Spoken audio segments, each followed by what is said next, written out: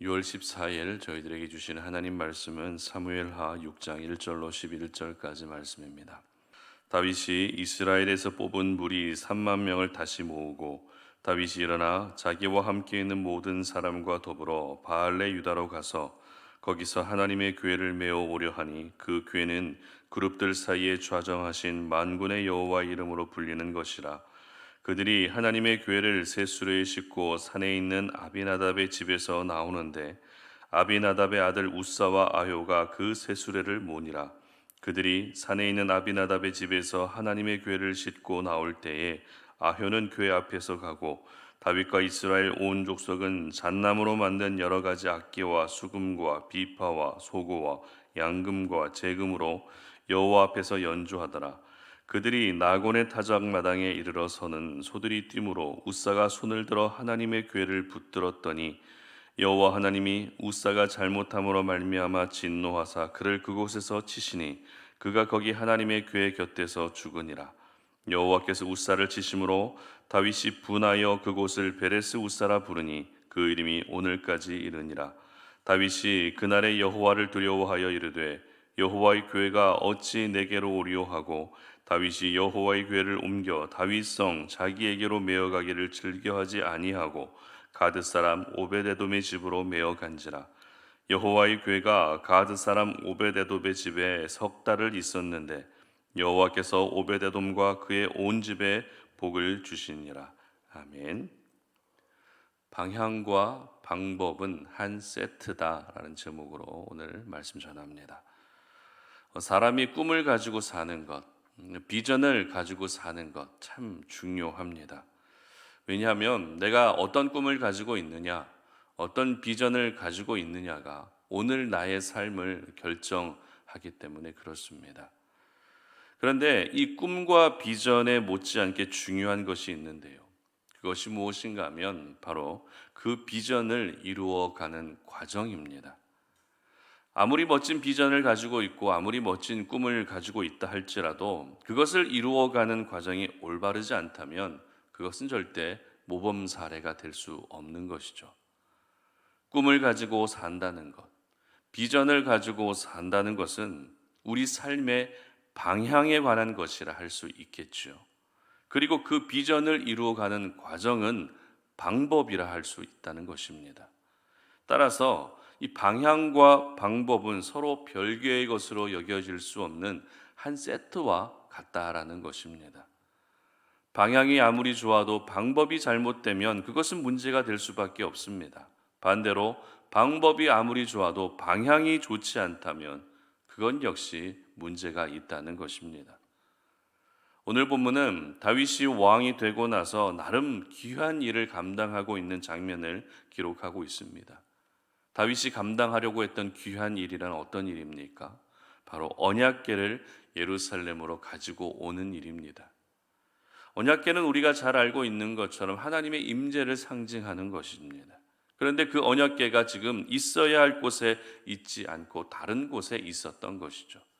그래서 다윗은 온 이스라엘의 왕이 되고 나서 블레셋의 공격을 막아낸 후에 나라가 이제 어느 정도 안정이 되었다 싶을 때 언약궤를 자신이 있는 예루살렘으로 가지고 오려 했던 것입니다. 이것을 보면 다윗이 하나님을 얼마나 사랑했는지 그리고 얼마나 하나님의 임재 가운데 다윗이 살고자 했는지를 볼 수 있는 부분입니다. 이렇게 있어야 할 곳에 있지 않았던 언약궤를 예루살렘으로 가지고 오는 것은 다윗의 비전이자 그리고 지금 다윗이 살아야 할 삶의 방향이었던 것입니다. 얼마나 귀한 비전입니까? 얼마나 귀한 삶의 방향입니까? 내가 하나님과 영원히 동행하고 하나님의 임재 가운데 살겠다라고 하는 이 아름다운 비전, 이 삶의 방향 너무나도 귀하지 않습니까? 그런데 이 문제는 그 방향을 이루는 방법, 비전을 이루어가는 그 과정에 문제가 있었다라는 것입니다. 3절 말씀 보시기 바랍니다. 그들이 하나님의 궤를 셋수레에 싣고 산에 있는 아비나답의 집에서 나오는데 아비나답의 아들 우사와 아효가 그 셋수레를 모니라. 아멘. 자, 이 말씀에서 볼 수 있는 잘못된 방법이란 어떤 방법이었죠? 바로 언약궤를 새 수레에 싣고 옮겼다라는 것입니다. 그냥 수레에 옮기지 않고 새 수레에 옮겼기 때문에 그래도 다윗이 나름대로 언약궤를 옮기는 이 모든 과정에 신경을 좀 쓴 게 아닌가라는 생각도 할 수 있지만, 언약궤를 옮길 때에는 하나님이 정하신 방법이 따로 있었다는 것이죠. 하나님이 정하신 방법이란 바로 제사장들이 어깨에 언약궤를 메고 옮기는 방법이었습니다. 그러나 다윗은 어떻게 언약궤를 옮기고 있습니까? 새 수레에 언약궤를 실어서 옮기는 것을 보면서도 그 어떤 제지도 하지 않고 있었던 것입니다. 그리고 새 수레에 언약궤를 실어서 옮기는 과정에서 우리가 너무나도 잘 알고 있는 충격적인 한 사건이 일어나게 됩니다. 6절과 7절 말씀 보시기 바랍니다.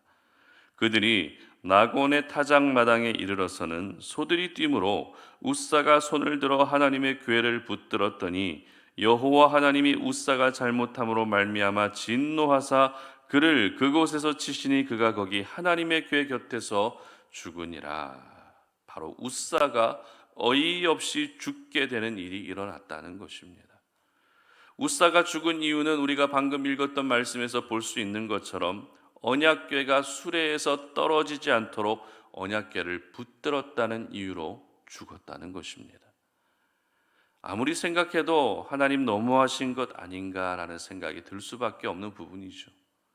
소들이 미친 듯이 날뛰는 바람에 수레에 실려있던 언약궤가 땅으로 떨어지려 하는데 어떤 사람이 가만히 보고만 있겠습니까? 누구라도 그 언약궤가 넘어지지 않도록 붙들지 않겠습니까? 더군다나 오늘 본문에 등장하는 웃사와 아효라는 사람은 언약궤를 예루살렘으로 옮기는 이 모든 중대한 일의 총책임자로 세워진 사람들입니다. 그렇기 때문에 웃사의 행동은 책임 있는 행동으로 보여지기에 충분하다는 것입니다. 자기가 희생해서라도 언약궤를 지키고자 했다라는 부분을 우리는 생각할 수 있다는 것이죠. 그러나 결과는 어떻습니까? 언약궤를 붙들었다는 이유로 그 자리에서 죽습니다.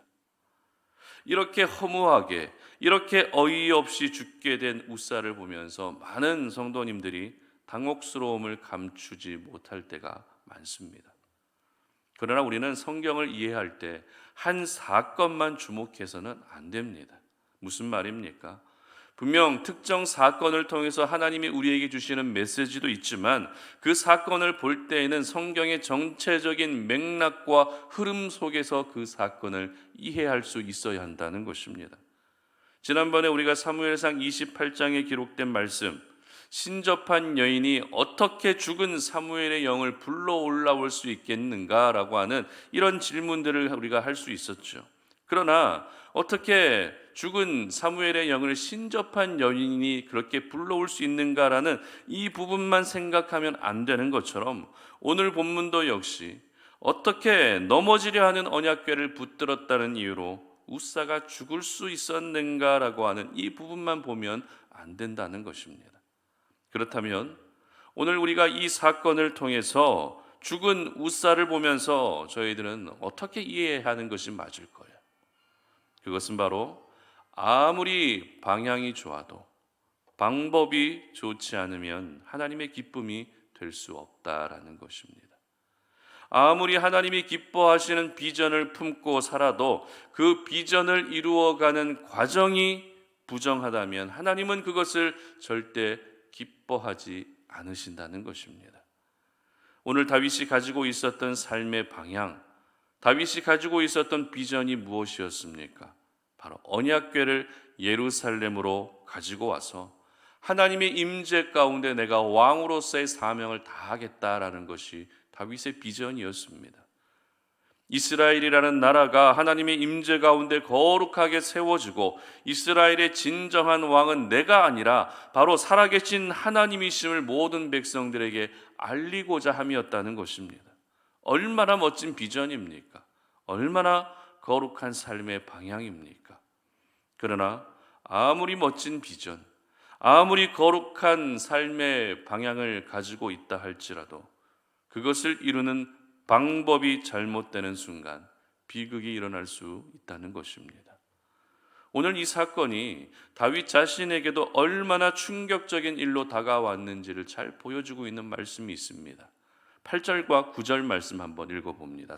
여호와께서 웃사를 치심으로 다윗이 분하여 그곳을 베레스 웃사라 부르니 그 이름이 오늘까지 이르니라. 다윗이 그날에 여호와를 두려워하여 이르되 여호와의 궤가 어찌 내게로 오리요 하고.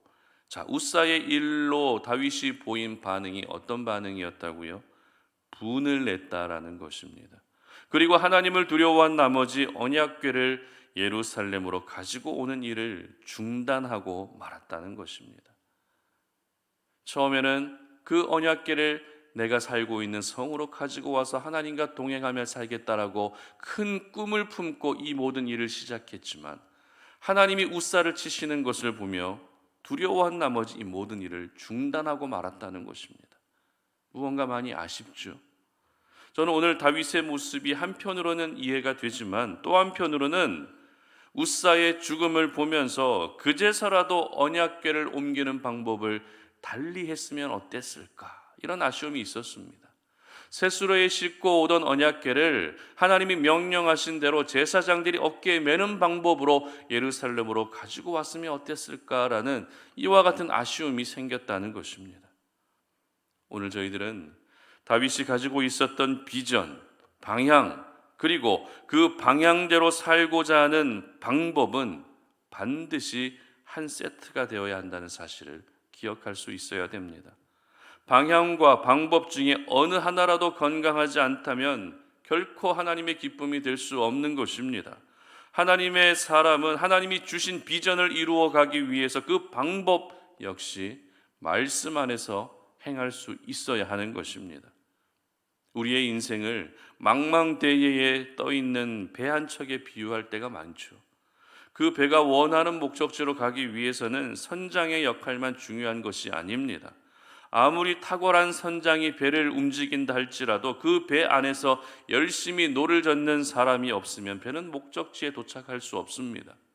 반대로 아무리 노를 잘 젓는 사람들이 많다 할지라도 선장의 역할을 감당할 수 있는 사람이 없다면 그 배도 역시 목적지에 이를 수 없는 것입니다. 배가 원하는 목적지에 다다르기 위해서는 선장과 노를 젓는 사람들의 적절한 조화와 호흡이 필요한 것처럼 저희들이 이 땅을 살아갈 때에도 하나님이 주신 비전을 이루어 가기 위해서는 방향과 방법이 조화를 이루어 수 있어야 하는 것입니다.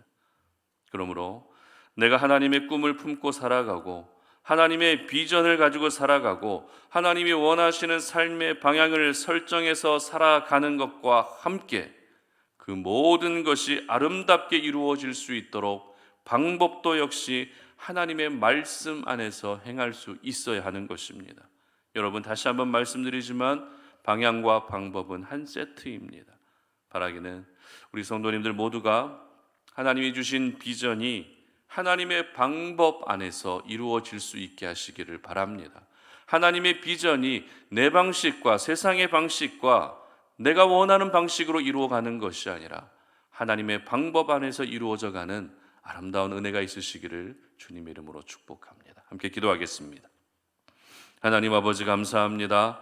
오늘도 이 아침에 우리가 주의 말씀을 통해서 오늘 우리가 살아가야 할 삶의 방향들을 다시 한번 점검하게 됩니다. 하나님, 우리가 이 땅을 살아갈 때에 하나님이 주신 꿈과 비전을 가지고 살아가는 것이 얼마나 중요한 것인지를 깨닫습니다. 하나님이 원하시는 방향대로 살아가는 것이 얼마나 중요한 것인지를 기억합니다.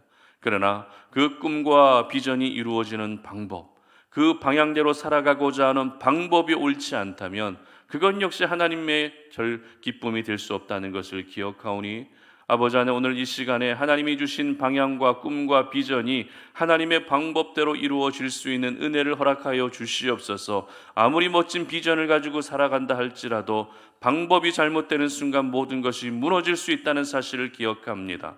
방향과 방법을 거룩하게 하게 하여 주셔서 하나님, 우리가 품은 그 모든 꿈과 비전이, 그 모든 삶의 방향이 하나님의 방법대로 아름답게 이루어져가는 은혜를 허락하여 주시옵소서. 감사드리며 예수님의 이름으로 기도드립니다. 아멘.